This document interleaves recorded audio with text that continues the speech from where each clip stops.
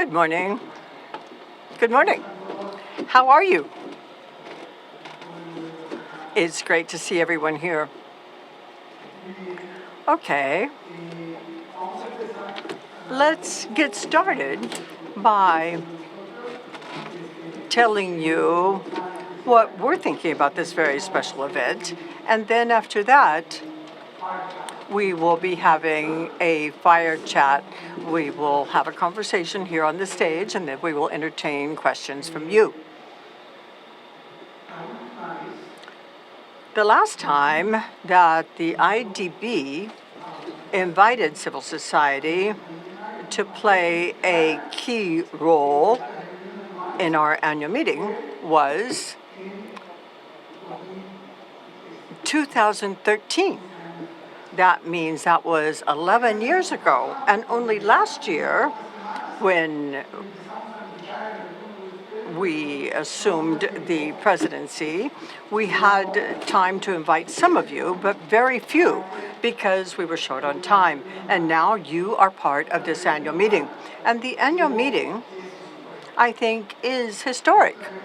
It is an annual meeting that we feel is going to transform the IDB.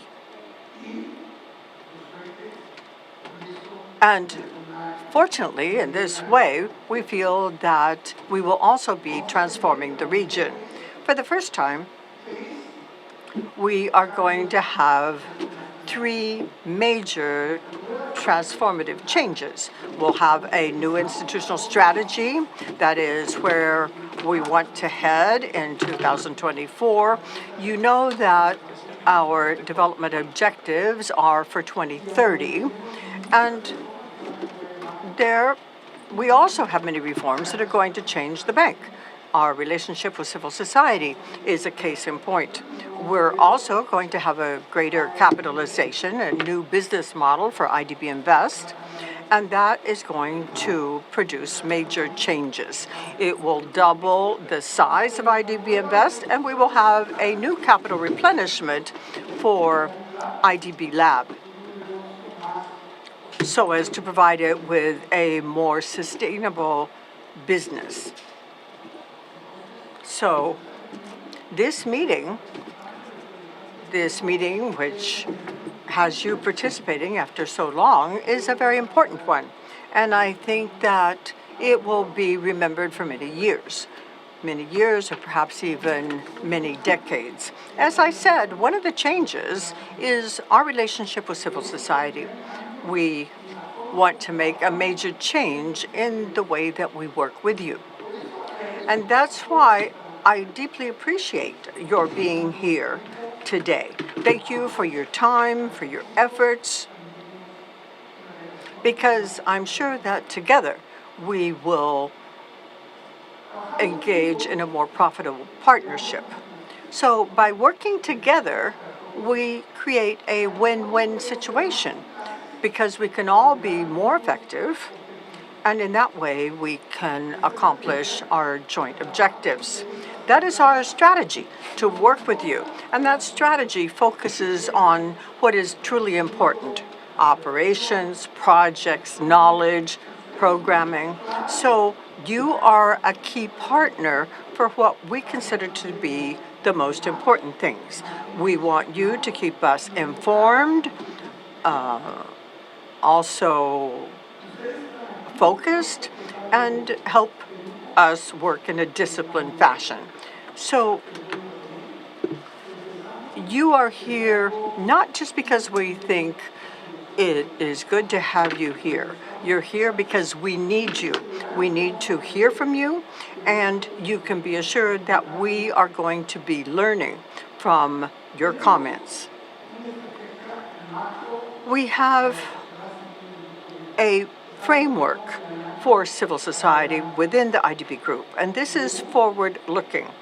We want to increase the span of representation of civil society, and we seek greater interaction with the bank. It's not a matter of having one thing or another.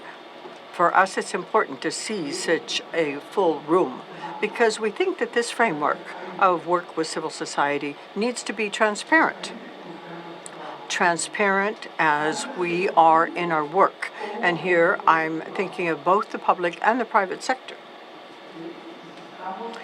We need you to help us design this strategy, formulate this framework for civil society and its work with the IDB. This is important not only to improve our dialogue, but also to increase equity and the legitimacy of development across the IDB group. If you have heard that before, you know that we have been talking a lot about impact and effectiveness.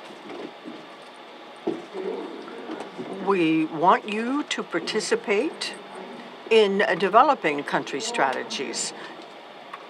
We need to know what you think of the strategy. We want you to be involved working with our country offices. We have 26 country offices in 26 countries. So we need you to interact with those country offices. We can see, for example, now here you're involved in our annual meeting.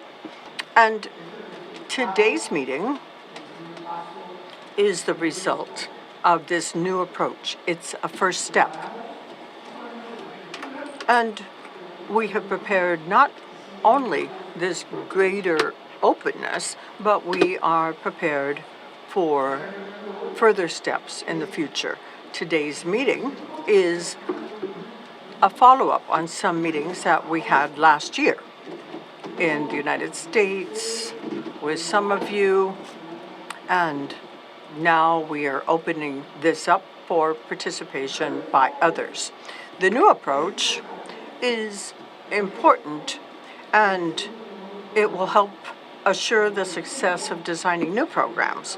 For example, and you already heard this, we have Amazonia Forever, we have One Caribbean, these are new initiatives, and we have other regional projects like America in the center, América en el centro. We have regional projects, and there we want you to also be engaged. In the Amazon region, natural resources are especially important for more than 42 million indigenous peoples living in the region. And it has been estimated that the Amazon jungle has an estimated value of $317 billion per year.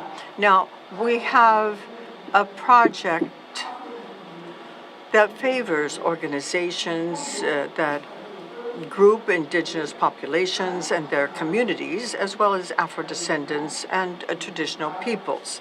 The idea is to strengthen the capacity of organizations to design and execute projects. We are supporting organizations like COICA in the Amazon, COICA being the Coordinator of Indigenous Organizations of the Amazon region.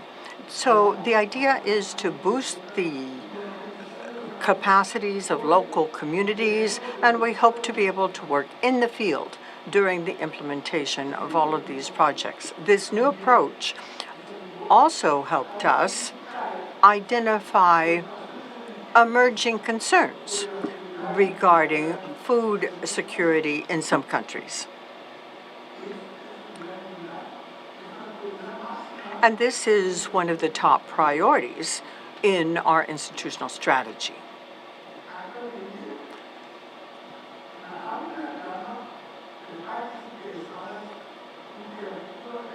A large number of stakeholders currently interact regularly with the bank in areas of their specialization.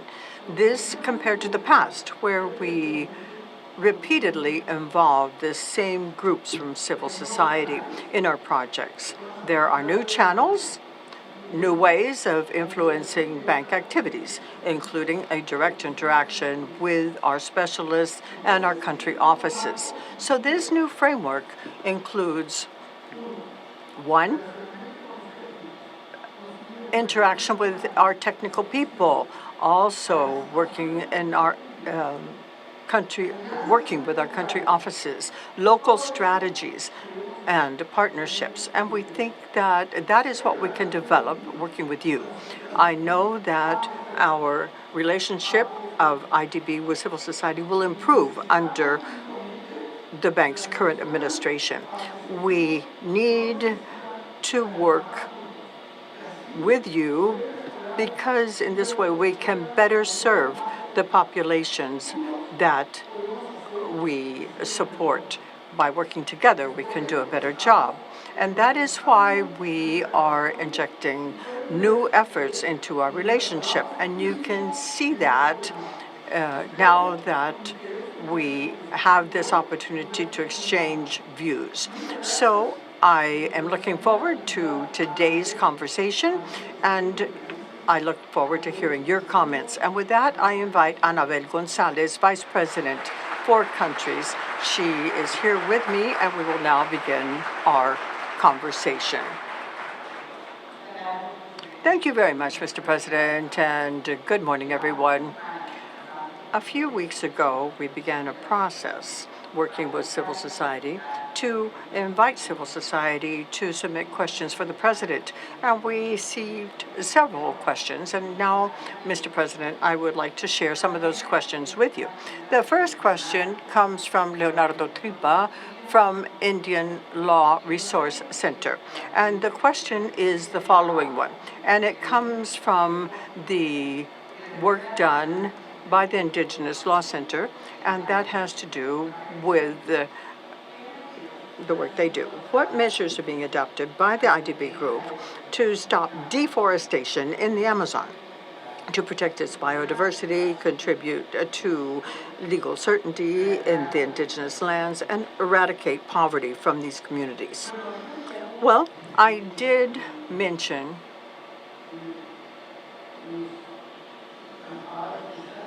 in my beginning remarks that some of that is addressed by Amazonia Forever. So this is a program that is an umbrella for several programs that we are implementing. It is a program that has 5 objectives. We are not dealing with just one pillar, which was stopping deforestation. This has to be a holistic problem, where the second idea is to work. It's not by coincidence that we have the support of COICA, where we have a contact with the community that we are trying to serve by working with indigenous communities, with Afro-descendants, and with original peoples. We think that the work in the Amazon has to involve working with people and getting jobs for these people. People have to be provided with education, with health. This is a holistic problem. And for the first time, we are addressing all of these components. We have many examples of how we're working, not only working with COICA. There are also projects. There is a project, for example, by the COP30 meeting will be held in the state of Pará. It will be held in Belém, the capital, and we have a program of working with communities by providing them with resources to pay them for their services. We have projects where we will have tokens that will represent carbon credits. That too is important. We have other programs that address languages. For example, in Salvador, we have programs that work with financial networks. We have the Green Coalition that is going to be investing resources in small and medium-sized enterprises. That means jobs. We have a network of private banks that have committed to work on this project. We have agreements with BNDES in Brazil to finance to the tune of 1 billion. So we are addressing all of this in a holistic way. I believe, and I'm very encouraged because I think that the effort is gaining momentum. We also are working with the United Kingdom. We have a signed agreement with Italy. Now at year end, we signed that agreement. Also with France, we have another agreement. That means that countries are stepping forward, and we can work on this holistic approach by working with the different countries on these projects. And also we have financial instruments available.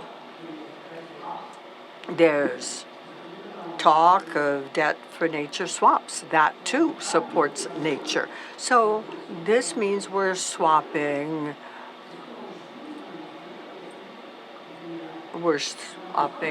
debt for nature. And in the Amazon, what we intend to do is, by working with the World Bank, we want to have Amazon bonds. What do we mean? What do we mean by issuing bonds? That means that these resources will be earmarked for these projects. So we are dealing with a project that has tremendous scope. It is going to have the impact that we need. So right now, I am very encouraged. I think that by working together, we can make good progress. So this is an important question. I had sort of addressed it in my initial remarks, but this question gives me the opportunity to speak more about what we're doing. Thank you, Mr. President. You did hit on the high points. It's a holistic project, and we have innovative financing mechanisms. Then there's another question having to do with the energy transition and renewable energy. This is something that is of great interest to the participants, and it is Javier Barbaro González from IDA who says the following: how can you make certain that the IDB is going to finance projects that encourage a just energy transition within the region?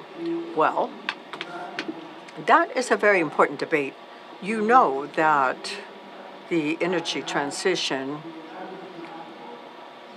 to deal with climate change has consequences. And that is why we look not just at climate. Climate change is one of the main objectives of our institutional strategy. You're going to see it on the list.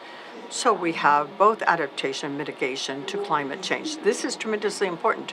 But to say it's an objective, it's not only a matter of saying it.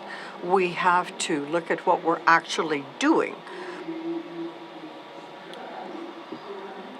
And that is revealed in our country's strategies, in our projects. We have several projects that deal with this. Our projects are being aligned with the country objectives. Not only do we have a methodology that we have announced. We call it PAYA, and it looks at each and every project to see if it's aligned. And if it's not aligned, we will align it.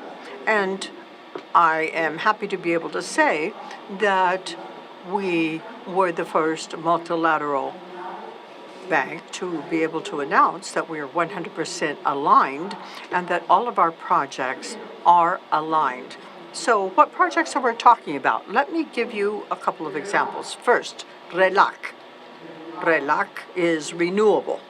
It is a project that is a network of ambitious projects that deal with climate. And the objective is to reach 70% of clean energy by 2030. 70% is a lot. Why do we do this? Because today we need that. We need that to assure the transition, but also because what we see is that energy, renewable energy, is actually cheaper. Its price is going down, and that is very helpful. Let me give you another example, green hydrogen. I get the impression that green hydrogen is gaining momentum because there is demand. People want green hydrogen, something coming from a clean source. For example, Chile has an agreement with Europe about what we're doing, and we created a project of $400 million for green hydrogen, and precisely that is the purpose. We work with 14 countries so as to be able to deliver the stamp of quality on these projects. So we have to see this transition as an opportunity to create more jobs. One thing that I have told the world is that what we have here is an opportunity for Latin America and the Caribbean. It's an opportunity, and we have to make good use of it, because I think that we are at a turning point where the transition can lead to greater growth and more jobs. So what we need is to be prepared. I think that you can help us with this readiness. People have to have these capabilities. We need projects like what we have in Barbados, where we are working with education, and we're educating with the energy transition in mind. So we have to take the steps so that the communities will be ready for this transition. This is not only a challenge, not only is it a milestone, it is a challenge, and we all have to work together to make sure that this will be a turning point for communities and will assure greater growth. Thank you very much. Another very interesting thing, another question we have is citizens and democratic development. And there is a question here about connecting areas of another network. And the question is, how can the IDB group help strengthen citizenry so as to assure greater democratic development in Latin America? Well, first, by doing what we're doing here. It's about engagement, participation, listening to you, speaking, listening to you, putting you in touch with everything we're doing, with the country strategies, with the programming, with the offices, with the annual meetings, listening to you. That is about democratizing, about enhancing civic engagement. This meeting here is historic. It's novel. Look at 2013, and it was a far cry from this. So what we're doing is putting in place a new framework and taking a new step, which is about democratizing effectively and about fostering participation. You need to participate in design. So we know what is needed, but we need to listen to you. And then, of course, there's transparency as the second point. What we do at the bank is transparent throughout, and the relationship with you needs to be transparent too. And that is part of this event. Once we leave here, we need to stop just talking and have a panel, as we will do, on transparency, which will give you a chance to see about accountability, how you can talk, and the specialists and civil society representatives will tell us about that. And finally, as we talked about, the major programs, Amazonia Forever, One Caribbean, America en el Centro is already in Spanish. That's what it's called. As Hortas in Portuguese, that's the other one I've translated. We need your help, the help of all of you for that. So democratization is about transparency, your participation throughout, and that's what we're doing now. We're starting, and that is a good bridge for us to open up to more questions. Perhaps, Anabel, you might want to take questions from the audience, from the people here, whatever you think. I think we have a very large audience, and it would be great to hear questions from our audience here. I can see Fanny from Coica. Please go ahead. Good morning, Mr. President and Madam Vice President of the IDB. Thank you for those inclusive, high-impact comments on what society needs. And I would like to ask this question. Over the course of 65 years of its existence, what is it that now drove you to work on bioeconomy with indigenous peoples, considering the history of the IDB, and how will you work on that differential ethnic approach to make sure that we can conserve and protect the Amazon region? Thanks, Fanny. Well, we are sharing quite a few panels. We have spent time together. Thank you for your concern, and we have been working quite a bit with COICA, which is very important to us. Now, if you ask why this is important, why we conceived of this work after so many years, 65 years of existence of the bank, why now? Well, when I came into office, I was presented with a program, an Amazon initiative, and they said in order to work on Amazonia, you can't work by imposing things or thinking very rigidly. You know, it's not just about changing things from the outside because we want to change it. You need to respect the culture of the people. What people do in the bioeconomy is right from the bottom, and based on that, looking at what people do, we'll be able to protect the Amazon region and nature. Now, honestly, this was not just my own idea. Actually, I represent the group, and I'm going to call on Tatiana.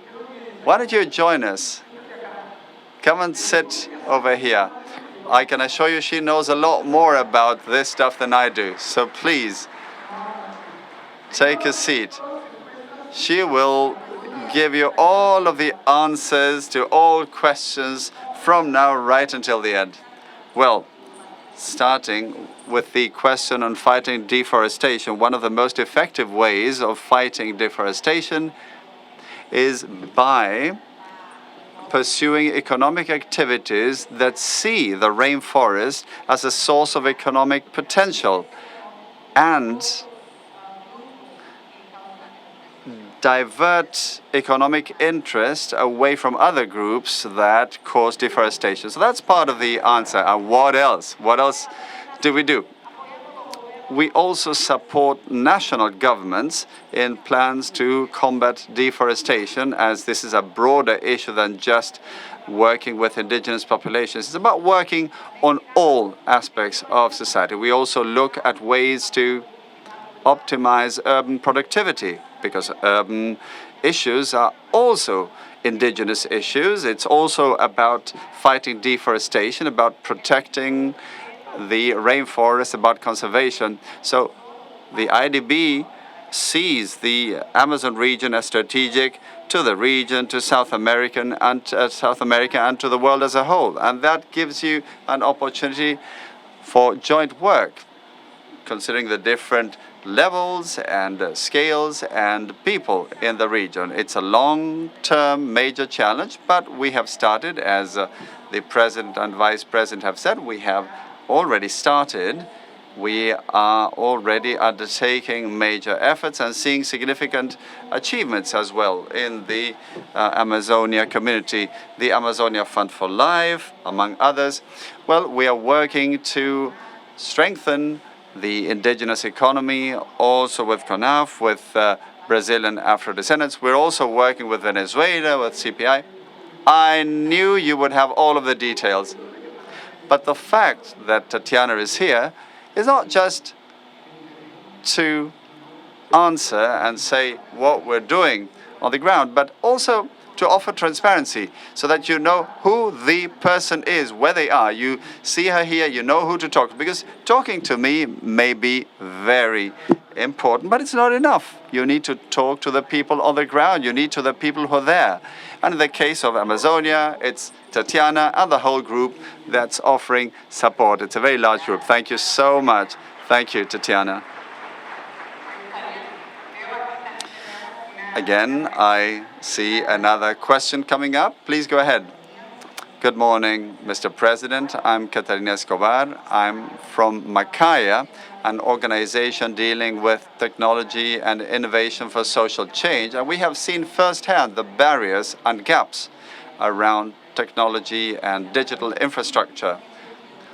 I would like to know what the IDB is doing or intending to do to close these infrastructure gaps, especially considering infrastructure not just in terms of connectivity, cabling, and access, but also in terms of the skills people need in order to leverage the access and technology to unfold and unlock their full potential.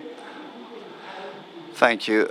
Yeah, digital, that's very important. It is an objective we have in several countries and programs, but it is also a goal in Europe within the EU. Digitalization is something that they are supporting. And of course, the resources in our region are very important. You talked about cables, you talked about connectivity. We are working on connectivity in Latin America and the Caribbean. We are doing a connectivity mapping. And the other day, I signed a Connect-a-Lac agreement. It's about coming up with a map and working together. It's very important at this point. And we also need to work on the people side. We have projects that are, for example, the Women in Tech project. It's these are ways to work together with IDB Lab and other parties to come up with solutions and offer innovations as part of that. So, on the one hand, we have major connectivity projects, and on the other, projects for innovation in countries conceiving of new solutions. And finally, something you mentioned has to do with training. We need to step up training and technical assistance, and we have been working and increasing resources, and I thank our board that has given us a lot more resources, almost 50% more by way of technical assistance to provide precisely assistance. And part of that goes into digitalization. Very good. Thank you very much, Mr. President. Another question from our audience here. I have 3. Wow. I've got quite a few more. So 1, 2, 3, and then the second round. Why don't you just take 4 so we have enough time, and then I'll come back to that side over there. So off we go. Good morning. Good morning. I represent a company that is the main GovTech in Brazil, Softec, and we handle digital transformation for government, the public sector, and the judiciary. We work with justices of the peace and digital transformation. And of course, I would like to, considering the IDB and other entities as well, the issue of impact is key in order to have the sorts of achievements that we are discussing here. And of course, technology adoption for project follow-up is key, along with executing agencies. Now, what I would like to ask is how the IDB is strengthening or fostering technological adoption, since the idea would be for executing agencies in countries to adopt technologies to measure impact and follow up on the project. What's your name again? Leonardo. Leonardo, thank you very much. And we had a second question here as well.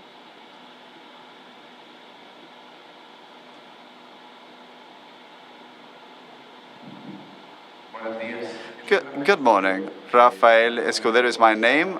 I speak for the Spanish Committee on Development Cooperation. We have a network working with the LAC region and engaging many programs. Many things have already come up, but there's a specific pillar, which is equality and, of course, diversity, gender, mainstreaming. And we would like to know how the IDB group includes the mainstreaming of gender and identity into its operations. It's a challenge because many entities working internationally, such as ours, would like to make progress. And it's great to, of course, open up to civil society so as to build not only on steps for economic progress, but I think we can agree that without real ongoing equality, it would be like having a lame duck. And I would like to know how you implement the concept of equality, gender equality, within the operations and how that will unfold as part of the strategies that are being discussed. Thank you for that question. And we had two questions over there.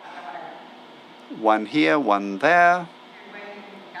If you can please give us your name. Good morning, Mr. President and Madam Vice President. I'm Maria Gallardo from Peru. And I would like to ask the President whether you have any specific plans to work with Afro-descendants, for instance. In Peru, we are working very hard against discrimination, racism, and gender-based violence. I am a member of a network of Afro-descendant artisans, which also includes Andean people and Amazonian people, and there's issues like deforestation, illegal trafficking, illegal mining. Thank you very much. And one last question for now. We will have a second round, though. Go ahead, please. Yes. And we'll come back to you. Eric González from Mexico. I'm a member of a civil society organization, Puntadev. We focus on advanced technologies and art. The idea is to have a commitment to fund 50 women in the region, and the idea is to have annual funds being granted. Basically, my focus is on how to address the needs of the region as a whole. And we have a wide range of questions, Mr. President, here. I think before handing it over to you, I can also talk about monitoring and technology, and we also have the CEO of IDB Lab, who might also share a few perspectives with us. Yes, Irene is our IDB Lab CEO. IDB Lab for you. You know what I suggest? Why don't we take the last question so that Irene can address that, since it refers to IDB Lab. Go ahead. Thank you very much. Good morning to all of you. Regarding the possibility of funding these 50 businesses you talked about, on the one hand, we as IDB Lab and Innovation and Venture branch of the IDB Group, we can invest directly, but we can also invest through the over 50 venture capital funds in which we participate. And we extend open invitations every year to include more funds in the portfolio. We had over 100 applications in the last quarter, and those would be channels to fund the ventures. But it's not just about the finance. There's also the expertise, the networking, the enabling conditions, depending on the particular sector that is being pursued. So we could have a meeting later and see what other actions could also be undertaken in cooperation with your organization. Thank you. Thank you, Irene. Mr. President, we could talk about technology along those lines and give an answer to Leonardo. First of all, the President talked about our new institutional strategy. As part of that, we will have new country strategies. And one bit of news is strengthening the monitoring capacities of executing agencies and of our partners. And technology obviously has a key role to play. We'll be building on the basis of a major tool we have, which is the smart portfolio that seeks to intensify our monitoring capacities in real time. But of course, if you have any interesting ideas to share with us, we can have an exchange after the event. I'll hand it over back to you. I would like to go back to Leonardo's question, the first one, on impact. The institutional strategy is about transforming for impact and scale. Scale is about doing more. But doing more means nothing unless there is impact to be had. And how do we achieve impact? First, we need to work better. It's about a reform in development effectiveness, as part of which we'll work on processes. We'll work to make sure that we have strategic selectivity, which is about focusing on the things that matter. So we'll see how we can offer support to projects, not just about the authorizations and approvals, but it's about the whole project cycle, and we have ways to do that. But Leonardo, you mentioned something very important: executing agencies, countries, clients. We need to work on training in order for projects to succeed, and that's quite clear to us. But if we work on the basis of a reform from inside and also from outside inwards, we will achieve impact. Impact we will not achieve in just a single day. We won't be able to change all things. But as I've said all along, if we're patient and we are persistent and we stay focused, we will get there. And that is what matters most to us. There has been quite a lot of talk about civil society. In Spain, several issues have been highlighted, but I would like to focus on gender equality and how we are dealing with that, since that is important. First of all, we need to deal with this within the IDB, but also outwards, because if we don't deal with it adequately inside, we won't be leading by example, so that this can be done outside. So how do we coordinate things, the inside and the outside? We have our own internal units and we have our external programming. How do we ensure that this is aligned? So when I came into office, I said I would like to have a special advisor that reports to me so as to take a holistic view. And this week we'll be able to announce the new special advisor for gender, diversity and inclusion, and you'll be able to hear that this same week. But having advisor is not just about that. We need to work on that. We've had quite a few changes within the bank in terms of the gender goals. We have made significant progress. And we do walk the talk. So we are doing what we are preaching. We are here with Anabel, with Irene, with Ana Maria. If you take a look at what is there, we are increasing gender representation. Of course, we need to work more on diversity. That is still a goal we need to pursue. We have ambitious goals, and we're going to get there because we are putting the spotlight on that. We need to have diverse people in the bank, and that matters. We are working on diversity, and this ties in with the question on Afro-descendants. Before leaving for this meeting, we had a leaders program including 20 Afro-descendant leaders at the bank. And this was very interesting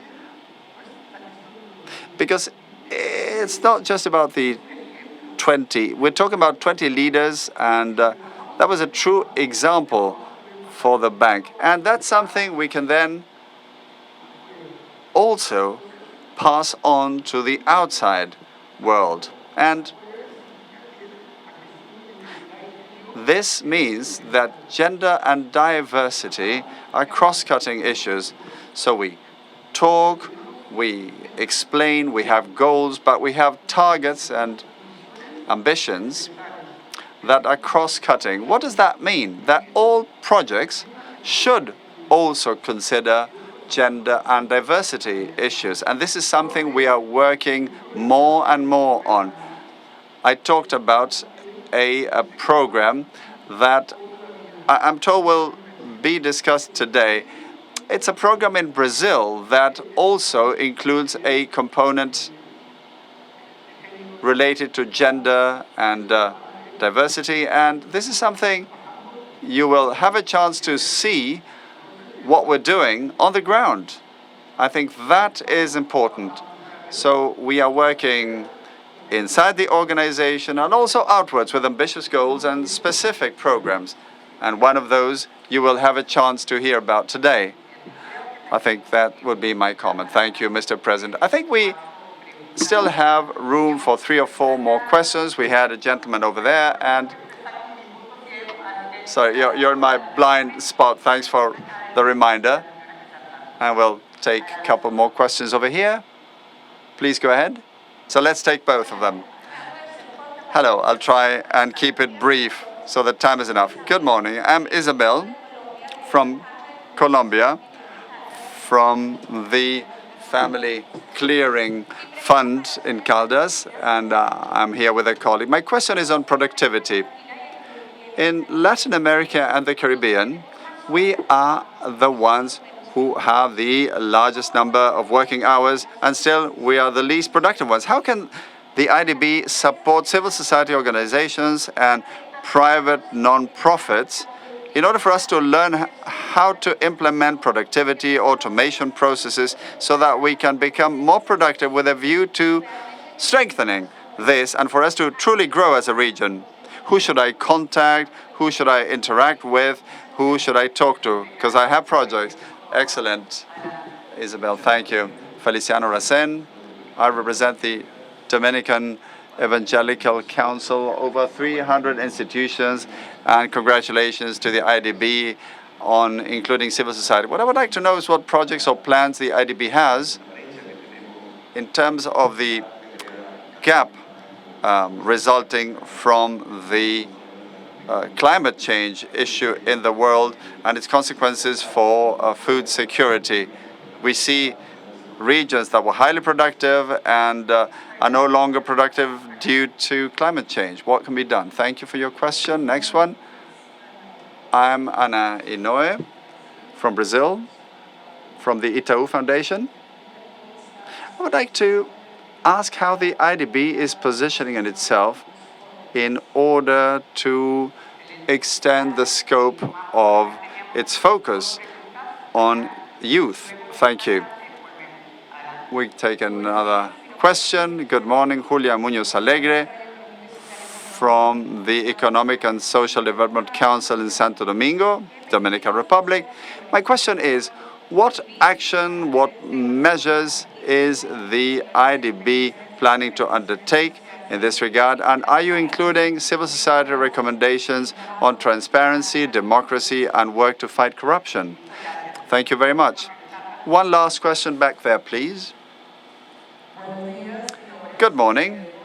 Siria Les Mortificaciones. I come from Colombia, and I'm a member of an organization of farmers, growers, and my question is related to family-based and community farming. What sorts of actions will be undertaken, since this is one of the things that particularly matters nowadays, food production?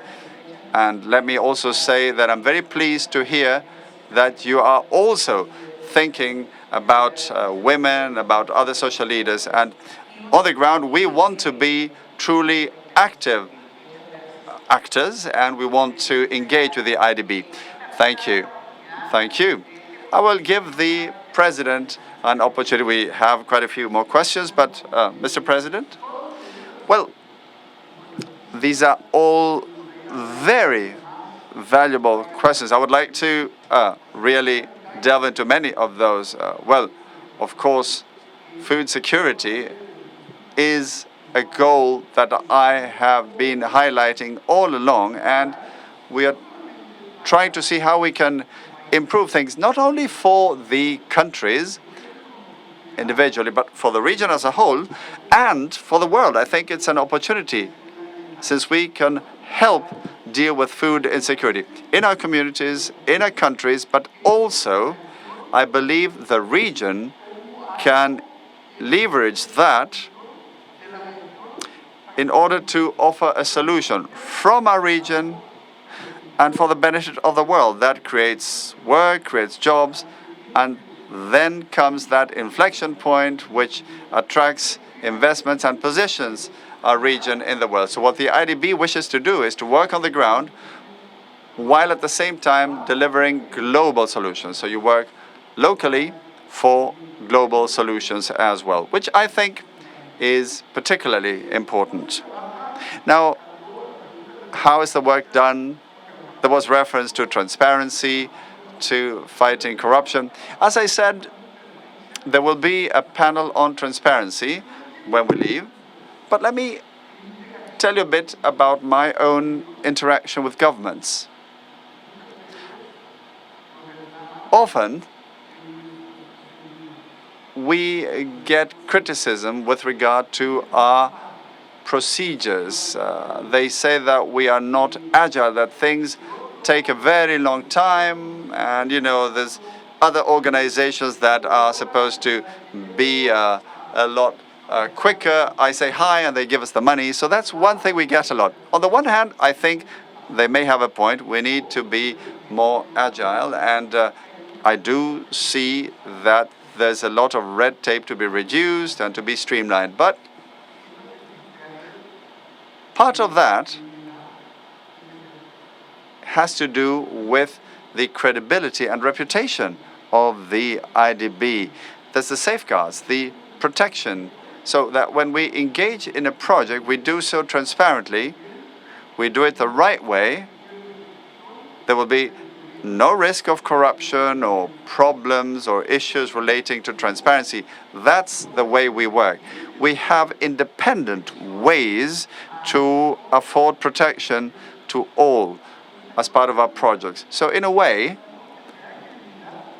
that is something that gives peace of mind to ourselves, but also to the projects, and therefore to the executing agencies and to the countries. So when I hear those remarks, of course, I do feel concerned and admit that we need to be more nimble inside the organization. But on the other hand, I say part of the process is precisely about what you're asking. Processes, transparency, the right way to do things, and that is, we have zero tolerance when it comes to deviations in that regard. So that's important. Now, regarding young people, I think that working with young people is working in the best way possible with society. Let me give you an example, because I don't have time to describe all of our projects, but let's talk about América en el Centro, America in the Center. I'll be brief. This is a project for Central America, and we have asked the countries to tell us that we want 3. My team knows that more than 3 is a problem. So we asked the countries, give us 3 priorities. Tell us what you want the IDB to do in Central America. As a group of countries, what do you want us to do? Climate change. Everybody says climate change. But one of the priorities is a social one. So it's not all of society. It is working with young people. How can we provide them with jobs? How can we give them the skills they need? How can we give them the primary education they need? How can we deliver health so that they can be healthy to work? And we're focusing on young people because a lot of the midterm changes we need involve generational change, and that is going to have an impact on poverty, but also on inequality.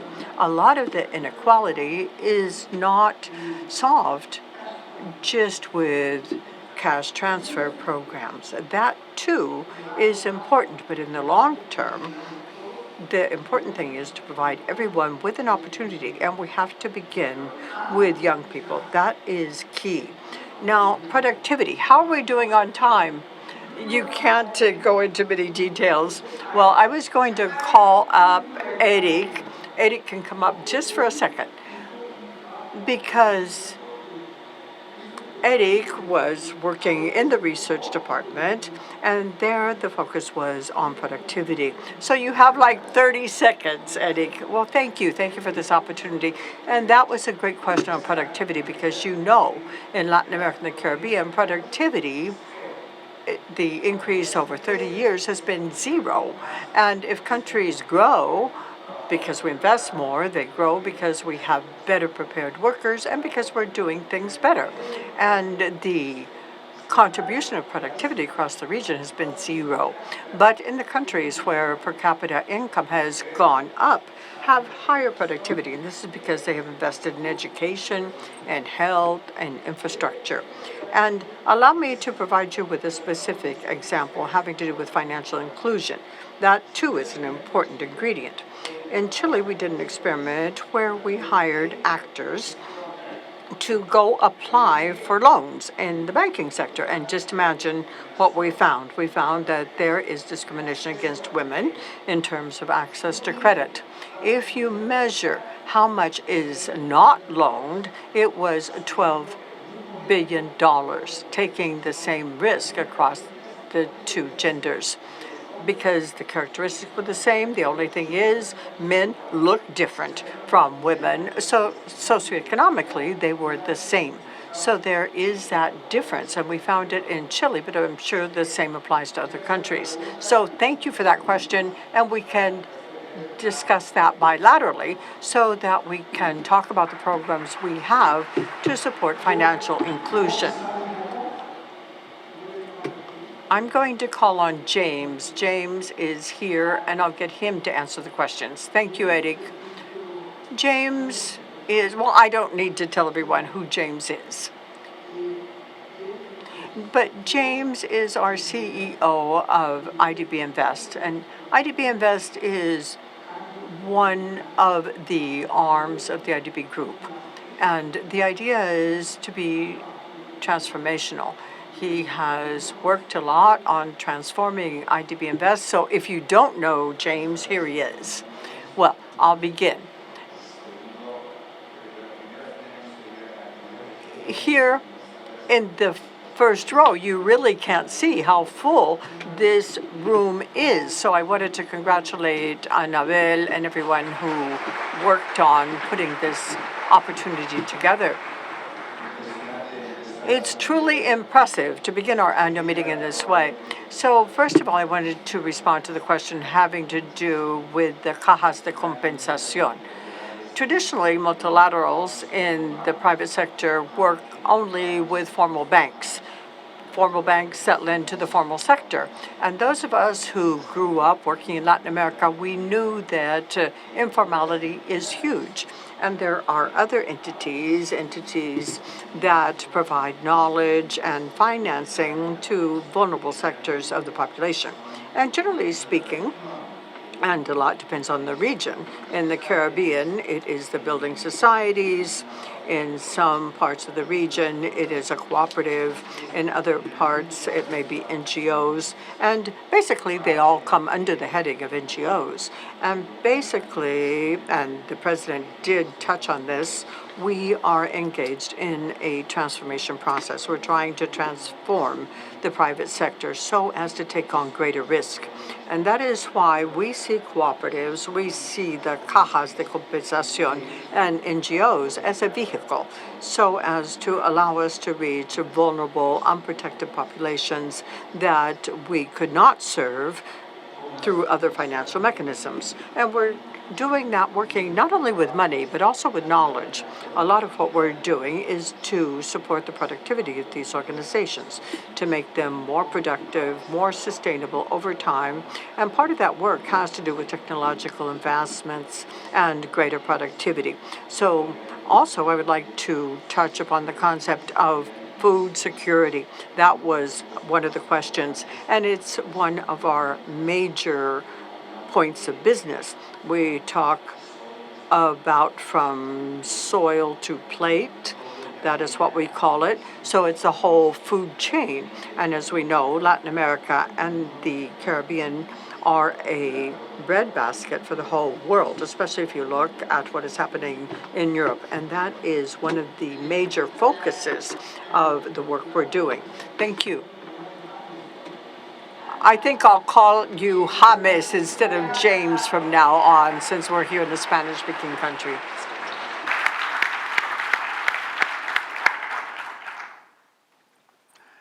Bueno, estamos listos Para continuar, Okay. We will continue to talk to civil society. So we're leaving, but you stay, please.